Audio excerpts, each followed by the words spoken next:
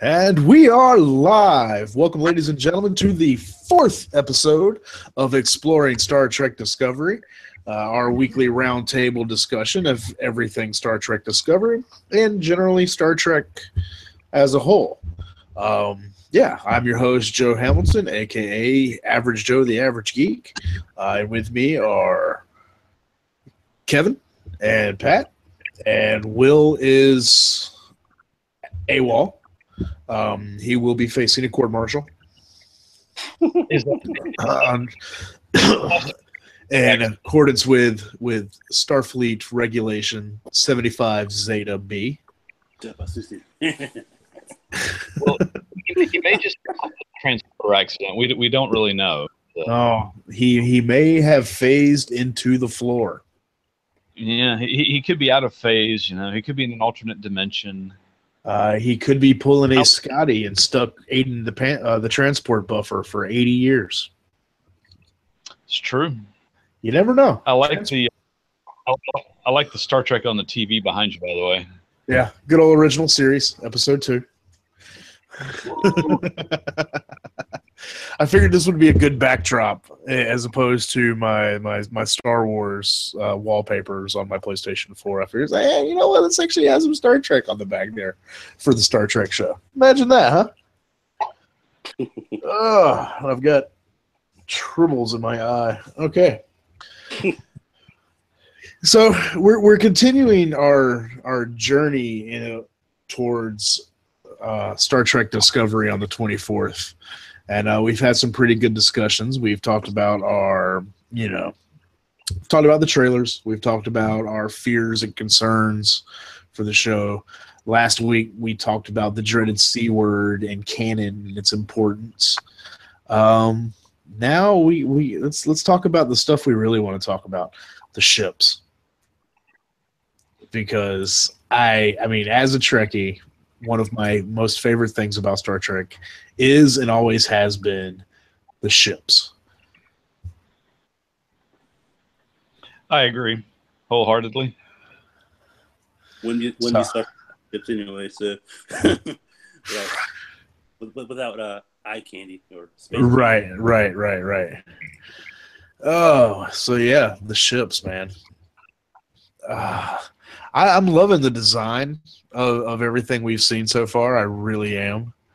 I'm really digging the look of the Discovery. I'm really digging the look of the Shenzhou, even though the Shenzhou looks like it's from either like 100 years in the future. I kind of feel like we've seen that in the 24th century era of Star Trek, but that's a minor quibble because it looks awesome. The Klingon ships are very unique looking. They don't look like any Klingon ships we've ever seen.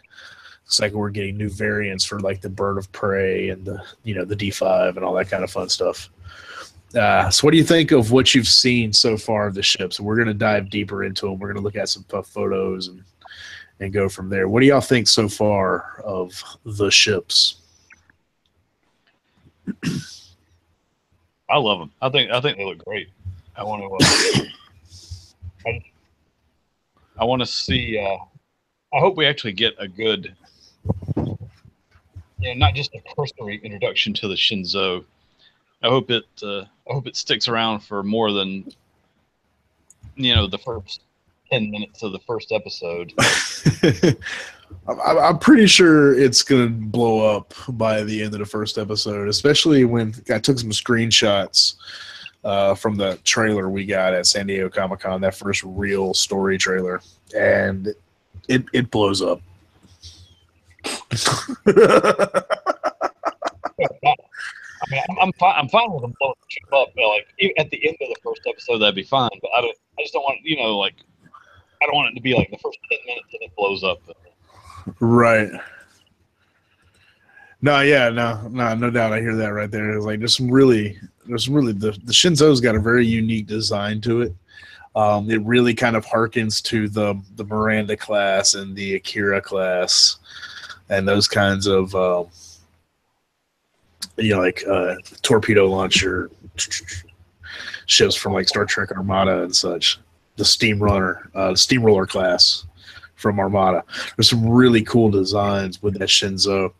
I'm really looking forward to seeing that thing in action. While we're talking about it, let's go ahead and see if we can't pull some of these up real quick while I'm yakking. Get my folder of ship pics. I said ship. Ship pics. Sure. There you did. All right, let's see. Let's go ahead to. I think this is live. Screen share. Let's do my entire screen. Ooh, trippiness. There we go. Do you see the Shenzhou? Yes, we do. All right. So this ship is really cool looking. It's got really unique kind of coloration on it. I love this kind of dorsal look at the ship. This thing looks mean. It's got a very angry looking profile. You know something I don't notice? I don't notice a noticeable bridge module on there. Right. So I'm kind of curious as to whether or not there really is one. Which would be kind of interesting. Normally in Star Trek ships, the bridge is right there on the top. Right. No, absolutely. It sure is usually. Presenting a nice big target. Things are copacetic on here. Last time I tried to share my screen with everyone, I shared it with y'all, but I didn't share it with the audience. So that was a big flub up on my part. I love this coloration right through here, right around the that kind of burgundy color. At least it looks burgundy in this shot. It probably might just be the color correction from the surrounding areas, but the ship's really cool. And this kind of purple on which can only be assumed to be the deflector array, is really, really nifty. So I've got some more Shenzhou pics over here. Got ourselves the aft 3/4 view. And of course, we got the sublight engines or the impulse engines. Oops, wrong universe. Oh. The shuttle bay. See, it kind of makes me wonder if because we've seen images where the bridge appeared to be on the bottom of the ship. So I'm kind of curious if right here is where the bridge of the ship is, of the Shenzhou. It's almost like the Shenzhou is flipped upside down. You know what I mean? Almost. Because like if you flipped it the other way up, it's almost like the Enterprise almost. Yeah, like the NX-01 almost. Yeah. Definitely see that. Let's see if we can. Let's actually do that. Does kind of take, when you flip it over, it does kind of take a slight NX-01 kind of quality to it. Mm-hmm. So, are y'all still seeing what I'm seeing? Yeah. All right, cool. See, this is a really, really cool design on this ship. I'm a big fan of the Shenzhou. Let's see. Let's do. Here's another one. There's a screenshot from the trailer as well. This is when it's in battle with some Klingon ships. I think the bridge being on the bottom would actually be kind of a cool idea. It's definitely be unique. We've never really seen that before in a Starfleet ship design. So that'd be kind of nifty to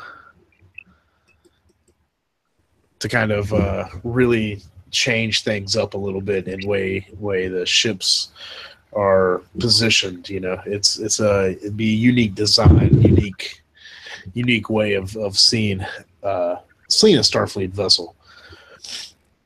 And I can't think of any other ship in Starfleet that has the bridge on the dorsal sections. or excuse me, ventral, not dorsal. I can't think of one either. I don't think we've ever seen that. Well, if you want to go technicality, the Enterprise D did. You remember, when it's the battle bridge is, up under the ship, Right. One of our viewers, PJ Mayer, says that the bridge is on the bottom of the Shenzhou. So that does seem to be consensus. It's definitely a unique place to put that thing. I'm really looking forward to seeing that in action and how that changes the cinematography of the ship. Because we get these views of the cameras coming in into the bridge from the very top of the ship, and we're going to see it come in from the bottom of the ship. Of course, we're probably only going to see the Shenzhou for like the first 30 minutes of the first episode, because I kind of got to point this out real quick while we're discussing it. Well, we can talk about that with the Klingon ship, but I got some pretty interesting screenshots here of it, the Shenzhou's combat with the Klingon vessels. So the Shenzhou definitely looks very, very interesting. And of course, I wish it would survive longer, but I think that we pretty much know for a fact now that the Shenzhou is not going to survive the pilot. We got to get Michael Burnham on the Discovery somehow. And there are those shots in the trailer of them abandoning ship, of life pods, ejecting off the saucer section. Enterprise E style. So, Yeah. as we continue our little foray into what we're seeing so far of Starfleet here, let's bring up some Discovery. Now, I do have to say that I got some of these images from the YouTube site Trek Yards. Definitely going to point our viewers there, because they have an awesome site dedicated to breaking down starships of every sci-fi universe out there, and they did a really good job of breaking down the ships from Star Trek Discovery, or at least the USS Discovery as well. So let's go ahead and share this. Go ahead and present everyone. Pull that up. So here we got our dorsal view of the USS Discovery. This is a pretty ship. It's really unique design. It's unlike any other design that we've really seen before. Obviously, it has the saucer section, but this elongated engineering hull, the secondary hull here, it's got a really unique design.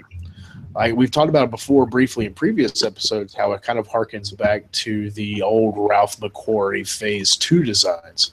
And the original Discovery that we saw, the quick mock-up that we saw when the show was announced, definitely more so. But there's some really cool stuff on here. I'm kind of digging the nacelles. And earlier shots, it seems like the nacelles go a little further back than it does here in this one. So this might not even be the final shot. This is from the promotional poster. Let's see if I can pull. There we go. Let's see. There we go. Here's the comparison shot. So up here at the top, we have the alpha model that was done of the Discovery for the initial promo announcement. And here is the final model here down at the bottom. You can see how much longer these nacelles are compared to the kind of squat, almost like the Ambassador class nacelles. Yeah. I guess kind of very similar to the Ambassador class nacelles, very similar to the Galaxy class nacelles. Now, of course, that's 100 years in the future from this point, but that design similarity is there, as opposed to these really swept back ones. These swept back ones really make the ship look fast. This thing, it has a real, definable sense of speed to it with these really long nacelles. The Discovery kind of looks small to me, man. It does, yeah. It's not a very big ship. It seems here, in this proportion, and here at the top, right through here, the proportion of the engineering hull the secondary hull, and the nacelles to the saucer makes the saucer section look large. Where here, with the larger secondary hull and the long swept back nacelles, it makes the saucer section look much smaller. And of course, we have that cutout right through there with the small bridges. See if I can zoom in a little bit. There we go. So we do have the cutout right here. So we have like two different saucer sections. And you see these little bridges that connect, the four bridges that connect the two saucer sections. Now I'm curious if this actually serves a engineered purpose on the ship, or if it's just aesthetic. But it definitely looks like a much smaller engineer saucer section than before. And we actually have a, let's see if I can back up out of here. Let's see, let me pull it up.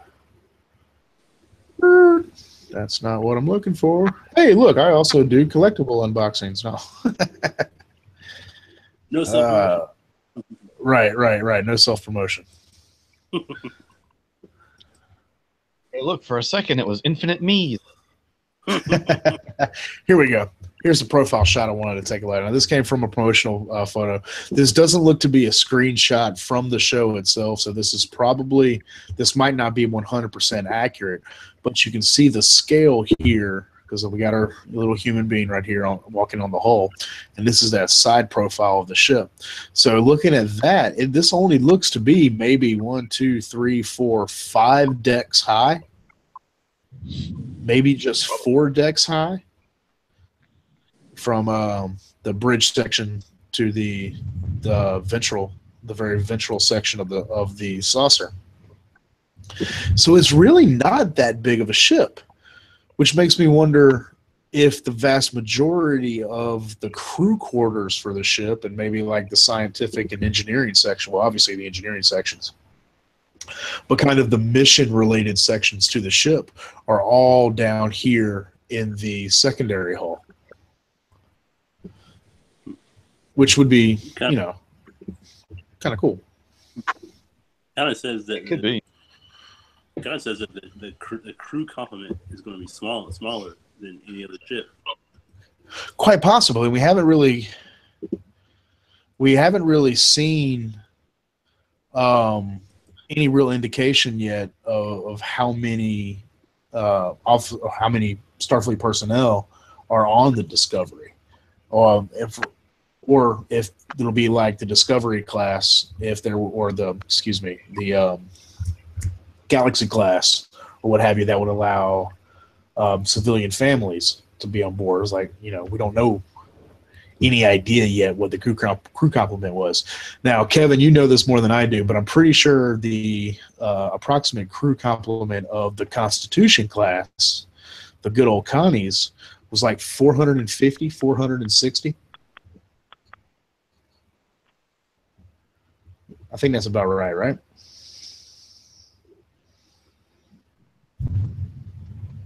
Uh-oh. Did we lose the Kevin? We might have lost the Kevin.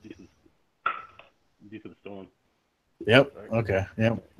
So we're going to have to bear with us, viewers. We've got a storm rolling through the Rocky Mountain, North Carolina area that is, mutzing things up. So little technical difficulties there. But I'm pretty sure, let's see down here in chat. Hey, chat. PJ Marr, I'm asking you a question, buddy. Let's see. Do you know what the crew complement of the Constitution class was? I believe it's about 450. And yeah, you're right. He says, PJ Marr says, Discovery seems pretty small. I think it's some kind of experimental ship. The experimental aspect might seem possible as well, but it doesn't have the NX designation. So I don't necessarily know if it is going to be that. Let's see. And we definitely lost the Kevin. I'm gonna go ahead and send him another invite real quick. See if we can get him back. Ooh, that's a pretty legit storm out there. Let's see. Bum, bum, bum. Bear with us, everyone. The storm's going to knock our show off. It better not.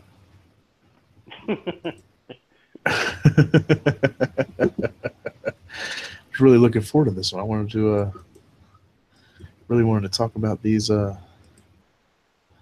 ships. Let's see. Okay, go ahead. Send another invite to Kevin. Boom. All right. Let's see if we can get him back in a few minutes. So yeah, the Discovery is a pretty interesting ship. There's a lot of other really cool things that we saw on here on the Discovery. Let's see. Go ahead and pull up. Let's see.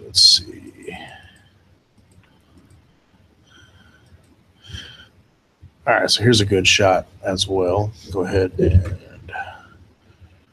share this screen, present to everyone. So we got right here, we got a good 3/4 ventral view of the Discovery. And you see how it does get kind of fatter down here at the bottom as well. So there's definitely a couple more decks. So if the saucer section is, 4 or 5 decks long, it looks like here might be another 5 or 6 decks. So we're talking 10 or 11 decks, maybe 15 decks on this ship, which is smaller than a Constitution class. A very similar era. But we see some really cool design things here. Again, those long swept back nacelles give it a real sense of speed. We got our deflector dish right there with that kind of original series era spiky protuberance right there coming out of the front, which is pretty nifty indeed. Okay, PJ Mars said about 430 to 450 would be the complement. And he says in the original series time frame, it's about 200 is the crew member for the Constitution class. Okay, so Kevin's power went out, which means he dropped internet as well. So we may have lost the Kevin for the rest of the show. So it's just me and you, Pat. How you doing, buddy? All right, brother. So we'll have to get more audience participation here to really kind of. I'm gonna go ahead and pop out that chat window. Throw it over here on the side. Boom. Just my Google Hangout over here on the right side. Chat over here on the left.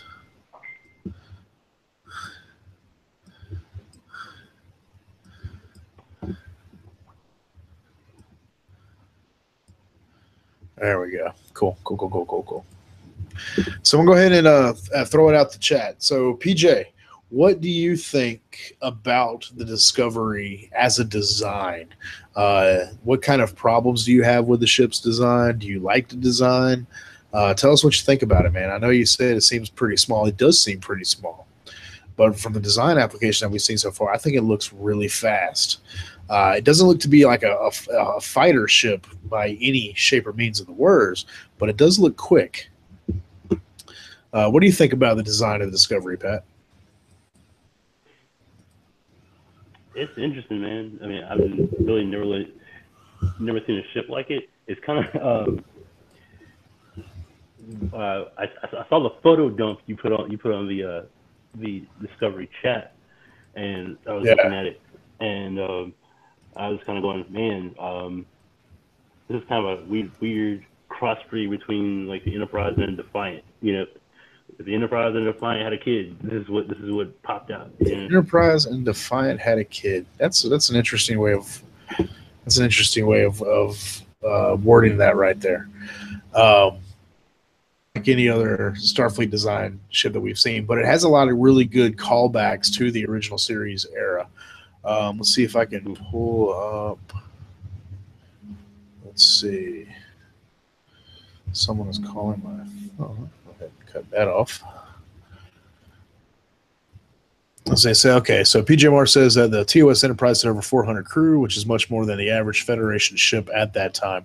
Okay, so it's pretty safe to assume that the Discovery might have a crew of 200 people. Because it does. Hey, Kevin's back.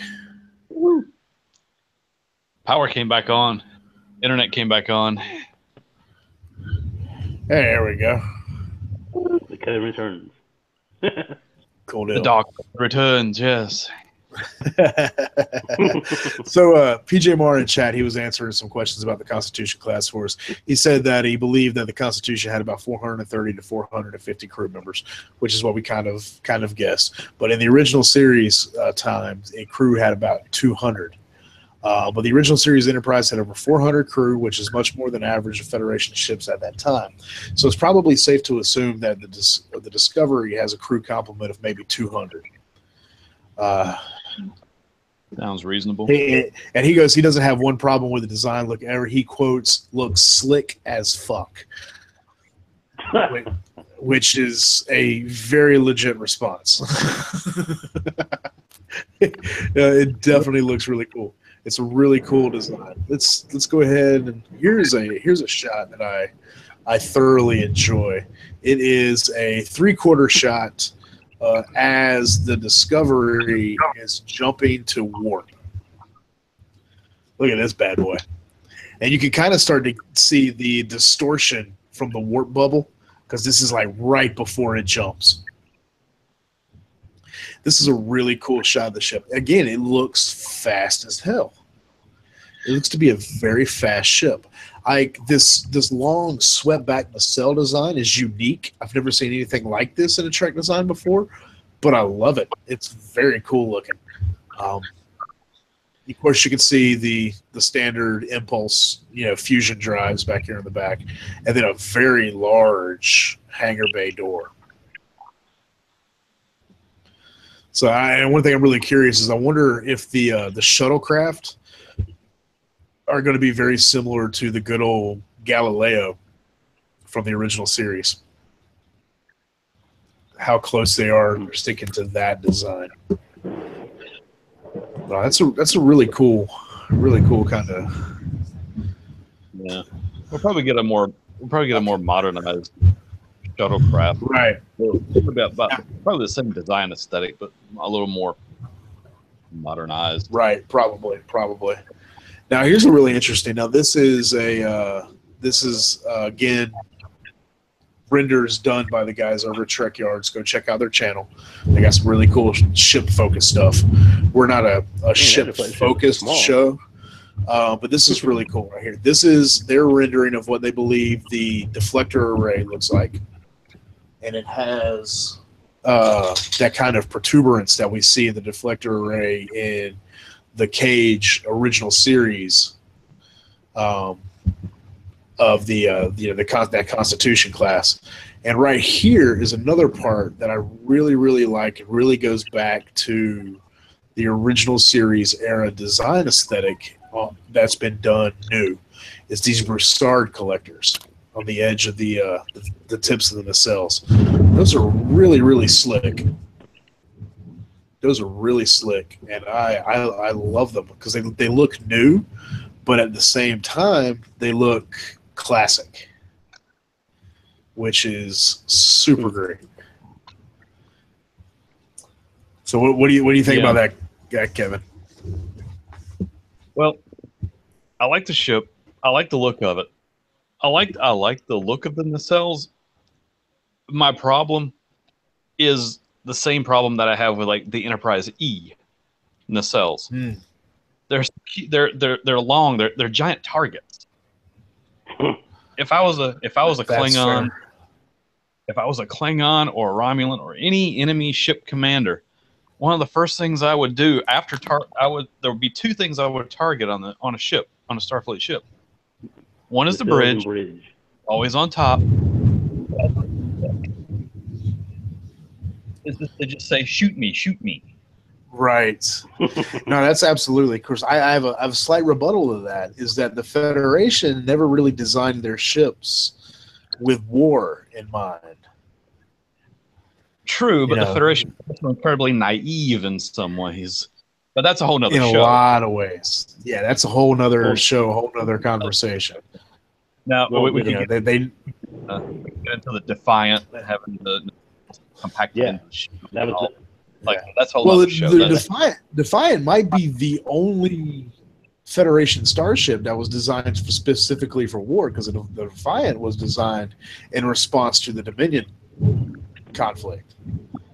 Yeah. So the Defiant is a warship. Yeah. Oh, yeah, definitely. I mean, it's capable of going out and doing science runs and all that kind of stuff, but the Defiant's that's a warship through and through. Because again, we look at the Dominion, we look at what happened during the Dominion War, and how, in order to get ready for this war, the Federation had to start kit bashing ships together.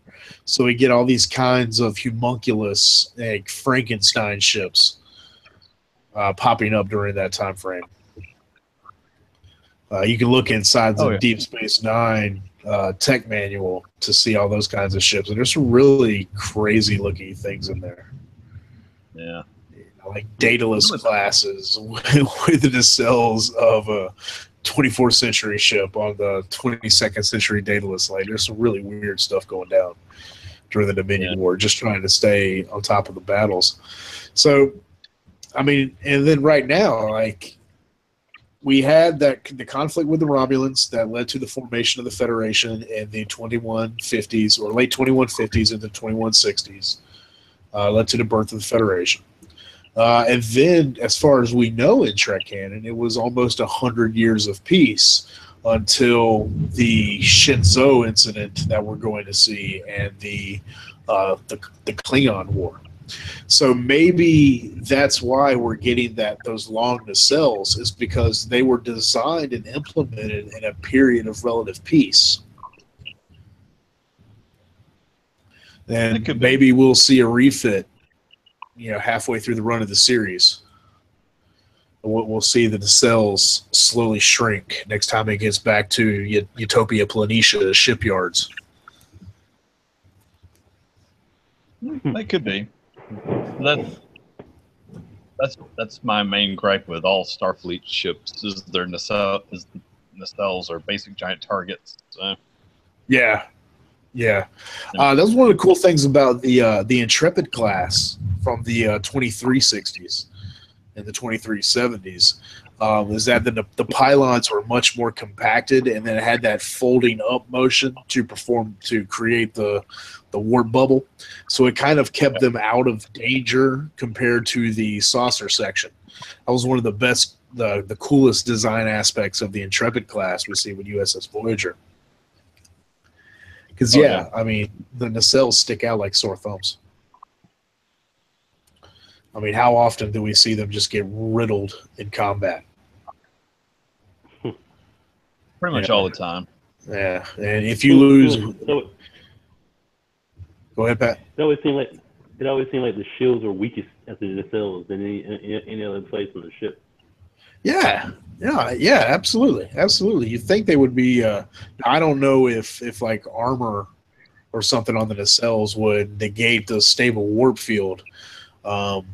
It seems like that might be possible, but they need to be better protected. Yeah. Because it's not like a 747. 747 loses one engine, it can still fly to its destination and land. You lose one nacelle on a Federation vessel, you're not getting FTL. You're not hitting warp at all. You are, I mean, for all intents and purposes, you might as well be dead in the water. Yeah, you're pretty much great. They won't last long. So. Yeah. So it's going to be interesting to see how quickly it takes the Klingons to take advantage of that. And speaking of Klingons, we've got some really, people haven't really talked a whole lot about the Klingon ships because they haven't been featured really heavily. But there has been some really cool imagery that has been released of the Klingon ships. Let me go ahead and get some up right here, and I'll share it. Share it with the class. Pop it up and up and up as soon as I get to them. All right, let's start with this one right here. This appears to be our new bird of prey. Now, we don't get a really great image of it. You can see there's a little bit of shield distortion because the Shenzhou just peppered it with its phaser array. But you can see how, I mean, they got the size right. The little tiny, almost like fighter vessels here. And I love that shape. Again, we don't get a lot of detail on it, but we get a clear view of its shape. And it looks to be very classic in its design, which is really awesome because then you go to the next Klingon vessel, which was right here, and it is not classic in design. Now, this does look to be like the D5 battle cruiser, but different than any other Klingon battle cruiser we've seen. And you can see its size compared to the Shenzhou. I mean, it's 2-3 times the mass. I mean, maybe even like 3 or 4 times the mass of the Shenzhou. And this thing is angry looking.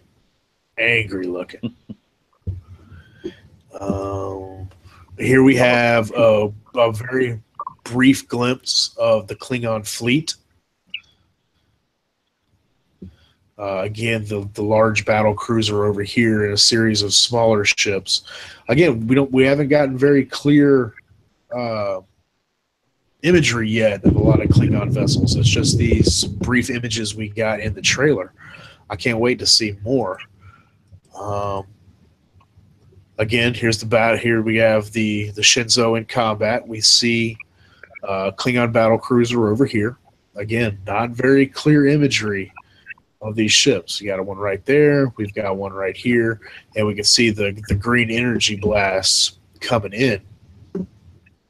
Again, nothing really clear. Now, there's one in particular that I find incredibly interesting. Here we go. It's these two. This one. Look at the size of this behemoth. And we can see what's happening with the Shenzhou. Like, it's a foregone conclusion that the Shenzhou does not survive the pilot episode. As we see it ramming right here. Captain Georgiou definitely ceded control of the helm to Worf. Ramming speed! Prepare for ramming speed! And we can see, like, look at the size of this. And we know it's Klingon because it's got that telltale kind of green glow that seems to be the design aesthetic for the Klingons here. And we get a much larger view from this amazing view screen. Like, this view screen is gorgeous. But we can see a much more of the scale of this Klingon vessel. I mean, look at the size of that thing compared to the Shenzhou. And the Shenzhou is not a tiny ship by any shape or means of the word. See, PJ Marcos, did you guys notice the Europa doing a kamikaze in the Discovery trailer? We did. It was a very quick scene where we'd see the Europa blowing up. So I'm very curious as to what's going on there. Hopefully we haven't got a full view of the Europa yet, but I'm definitely curious as to get that because I love Starfleet ships. So what do you guys think of this Klingon vessel? What do you think this Klingon vessel is? Does it look similar to any Klingon vessel that you've seen in the past, or do you think it might not even be a Klingon vessel? I wonder if it's that. Is it that? What was it that cemetery ship that was referenced, or that? Oh, right. That whatever that was, it may not necessarily be a warship, but it's some sort of like ceremonial kind of thing. Right. Wasn't there like I think they called it a resurrection ship. The resurrection ship. That's it. Yeah. I wonder if that's it. Maybe. It's huge. Yeah. I mean, it's easily the as big as a Romulan warbird from the 24 or 2300s, 2360 era Romulan warbird, which was a gigantic vessel. Yep. It might even be a little bit bigger than that. It's kind of hard, again, without getting the specific scale of the Shenzhou, because we don't know how long the Shenzhou is, how many decks it is, or anything like that. But that main ship. Okay, so Yeah. PJ says it's not the Shenzhou crashing, that's the Europa. Okay. Well, that's cool. Okay. Get to The see. Shenzhou lives for 30 more minutes. All right. Right. Okay. So that's good. So we might give the Shenzhou a little bit longer. So I'm really curious into what the context of this is, to go back to the screen. So I'm very curious as to what the context of this is right here. If you say like that ship could be like a ceremonial ship, it's the hypothesis basically the Europa just kind of showed up at the wrong place at the wrong time. You know what I mean? Right. Maybe it's one of those situations where, the Europa is coming in this way, falls out of warp as this bad guy's going this way, and it's just wrong place, wrong time. That could be. Also, if that's that resurrection ship, there's a possibility that that could be where a whole that could be like a home for like a whole like a house, like a house of Klingons, basically. Yeah. Maybe. Whole family, whole clan. Because like there's been like an offshoot of Klingons left the homeworld. Right. Because that has been speculation, is that the Klingons we see are so different than the Klingons we know from canon, that this might be an offshoot that separated, that left the Klingon homeworld decades, centuries, millennia ago, that's now reasserting themselves back into the Empire, or trying to reassert themselves back into the Empire. Oh yeah, and actually, if you look at this shot right here, if you look right through in this area, you can tell that this is not the Shenzhou. This is, in fact, the Europa. Good catch, PJ. Good catch, man. Oh yeah. Different design. So that's cool. Now, again, that just puts this ship in a whole different context. Like, what is the context of this scene right here? What is happening? Can't wait to find out.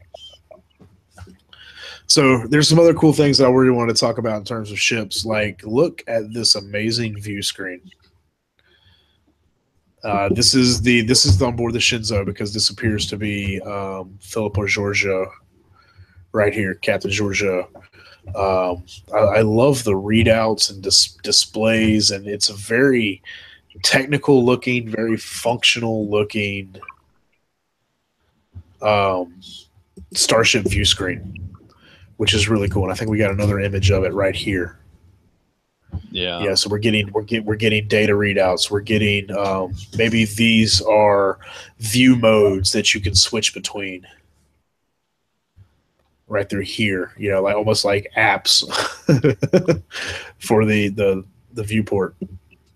But I love it. I love the size of it compared to like the viewport in the original series. This is definitely much more akin to the other Starfleet vessels that we've seen. Again, that people will say that violates canon. To me, that's just an updated design. To me, that's not a violation. That's just, if Gene Roddenberry could design the Constitution class in the 21st century, this is what he would design, kind of idea. I want to know what's happening here. Like, I really, really do. Like, this part right here, That is so intriguing to me. I need to know. Well, we got what, 2 weeks? Something like that. 2 weeks. Uh, So we got it in 2 weeks. so here's another cool part right here. To me, this looks like the schematics for a warp core. Maybe not. Kind of looks like Maybe it. not. But this definitely looks like a warp core to me. Like they're reading something out on an engineering terminal. So that's really cool. Let's see. We see briefly the Shenzhou opening up phasers, and it is that rapid fire phaser turret array that we see in the original series on the Constitution class. We are getting that back in this, which is really cool. Which brings me to this image right here. Now, this is from the latest TV spot that dropped earlier today. Now, to me, that we know this is Michael Burnham, or we assume it's Michael Burnham, but it's a character right here leaving this hatch to walk on the hull. But this right here,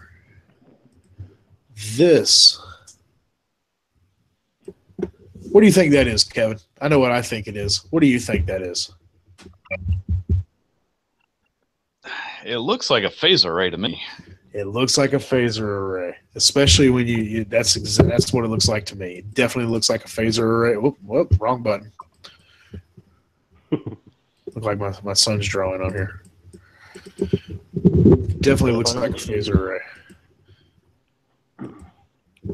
And which, especially when, let's see, check that out, because I've got that right here maybe for comparison. Now, this is the 1701 refit from the motion picture. And you can see right through there, it's kind of got that same kind of nodules phaser array right here. Of course, this is 15 years in the future from the discovery. But I'm willing to bet that is a phaser array, which makes me ask, okay, how many does the ship carry? How armed is this vessel? It looks like it's recessed in like an alcove, like when they fire it extends forward to give it a better field of fire. It is definitely recessed onto as opposed to right here on the Constitution, which is raised above the hull. This is definitely recessed in a cutout into the hull. Right here, and it looks like these can actually rotate.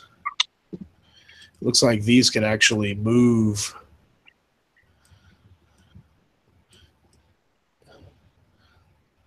Yeah, in kind of like an arc.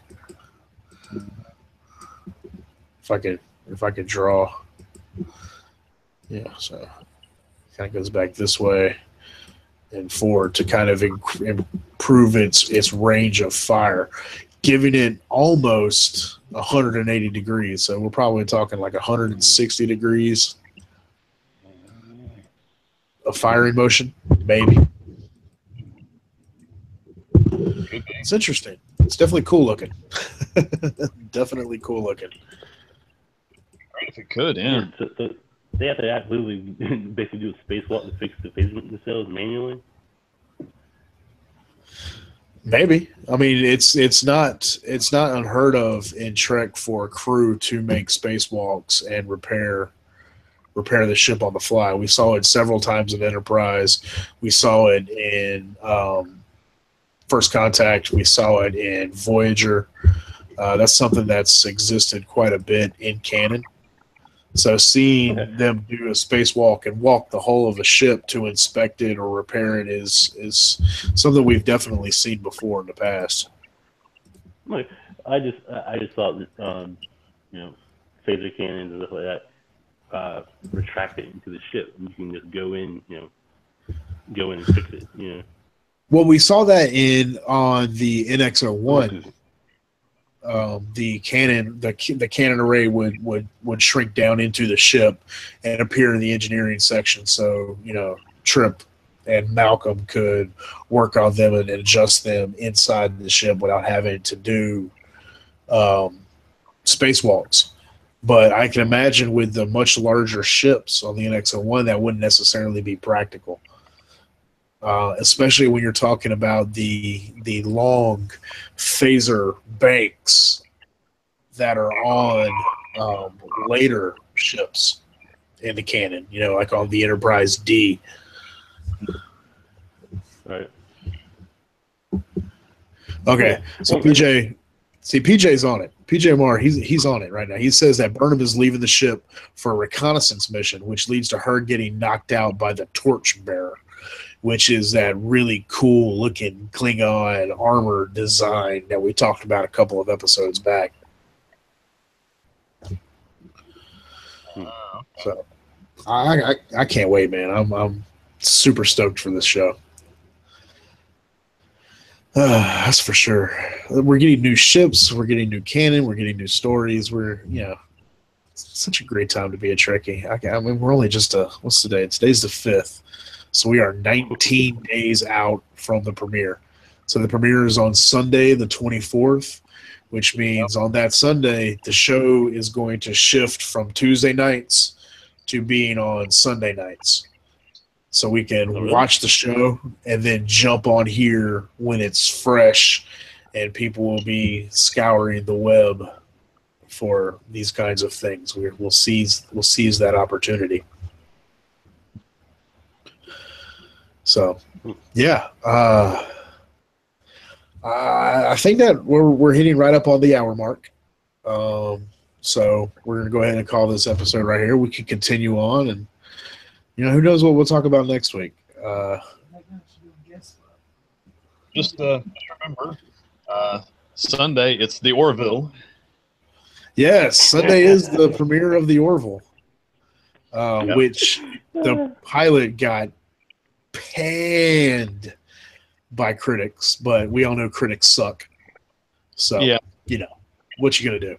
I'm gonna watch it and I'm probably gonna enjoy it because I've reached a point in my life that where if an internet critic doesn't like something, I'm almost guaranteed to love it. Like if IO9 or Gizmodo thinks it sucks, it's probably actually pretty good. Pretty much. Which is sad to say, but incredibly true. Once again, big shout out to PJ Marr for being very active in chat. Way to be on it, man. Appreciate it. Awesome. And yeah, cool. Well, this is going to do it for another episode of Exploring Star Trek Discovery. This was episode 4.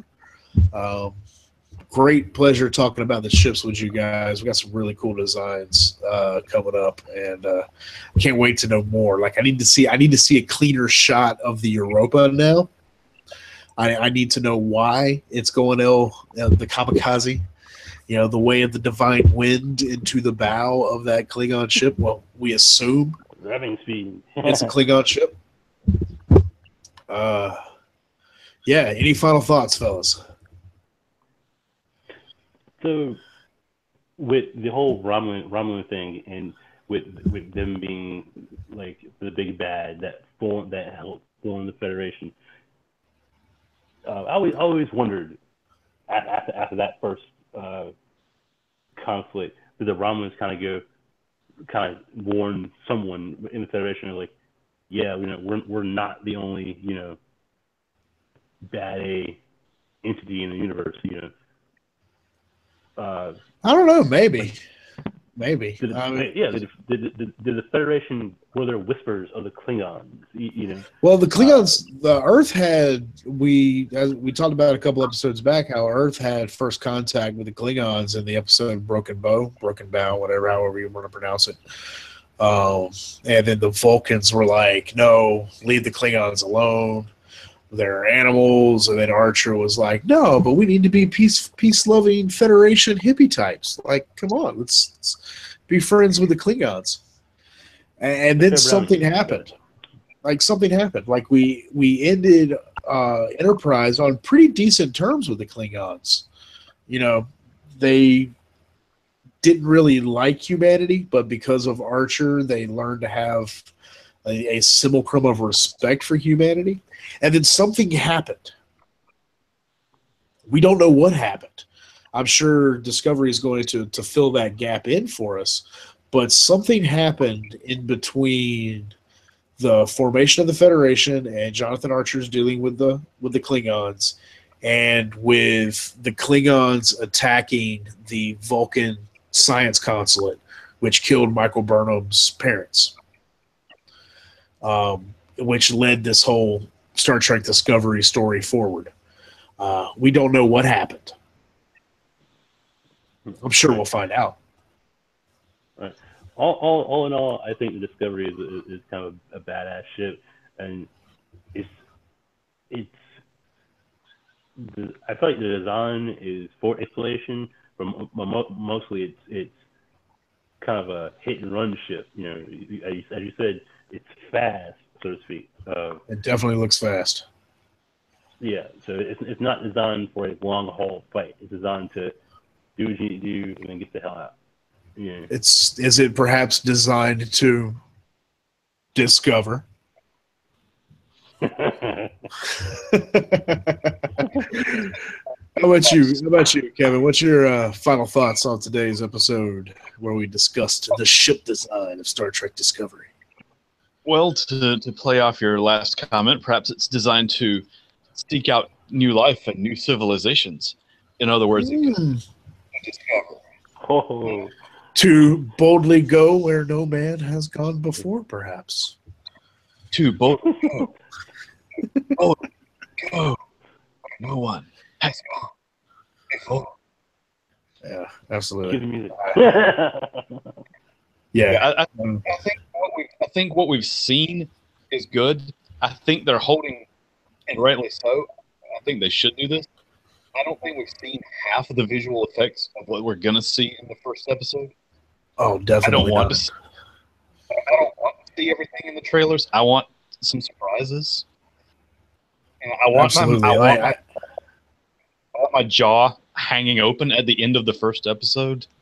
I don't want to know everything that's going to happen. No doubt. And they're doing a very good job of keeping things close to the chest. Like the trailers and TV spots that we're seeing, they're recycling a lot of footage with just little tidbits of new things. It seems like the most that we're getting new dialogue without any new plot points. They're not really giving anything away, which is really great. We get a little bit more tidbits of Jason Isaacs, Gabriel Lorca. And that's probably the biggest thing that I'm excited for, seeing Jason Isaacs as a captain of a Starfleet vessel. I can't wait to get that money shot of the Discovery leaving dry dock that we see in almost every Trek series. You know, that beautiful long form establishing shot of the new ship. The slow pan. Yeah. Oh yeah. Oh, it's going to be glorious. all the lights coming on. Oh yeah, it's going to be absolutely glorious. I cannot wait. Well, guys, we're going to go ahead and call this episode. Thanks for talking with me about this stuff. It was great having you on, as always. Yeah, so my name is Joe Hamilton. I am Average Joe, the Average Geek, speaking for Pat Whitehead and Kevin Stallings, my Trekkie compatriots over here, my bridge crew, so to speak. And thanks for watching. Give this video a thumbs up. Share it with your Trekkie buddies. If you're not subscribed to the show, subscribe. I've got a lot of great things coming. You know, we talk about a lot of different things. I do trailer reviews, reactions, unboxings, collectible reviews. You know, it's geekdom, general geekdom. Subscribe to the show, and we appreciate you watching. Live long and prosper.